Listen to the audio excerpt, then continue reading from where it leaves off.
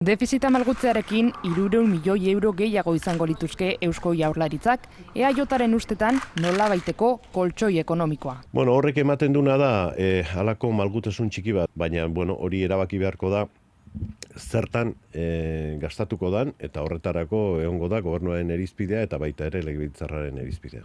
Akordioa bilatu beharko litzateke beraz, aurrekontuekin ordea ezinezkoa izan da. Oposizioaren ustetan, gobernuak ez duelako akordioa lortzeko inolako asmorik izan. Ha sido una pésima y nefasta gestión, probablemente por tener en la cabeza la sensación de que bastaba que el PNV los presentase para que tuviesen que aprobarse. Oso garbi geratu zen gobernuak ez zegoela preste onartzeko gure proposamenak. EH Bildu posik iazko aurrekontuen luzapenarekin. Aukera gehiago dauelako momentu honetan emergentzia egoera batean, babes soziala eta erantzun sozialak ematea gizartei luzapenarekin. Alderdi Popularrak berriz gogoratu du azken unera arte saiatu zirela gobernuarekin akordioa lortzen, jarrera hori berretzi du gaur Antonio Basagoitik eta akordioa eskaini die EAJ eta sozialistei. Ofrezco desde aquí, desde Bilbao, un pacto de estabilidad política al Partido Socialista y al Partido Nacionalista Vasco para garantizar que Euskadi no separa.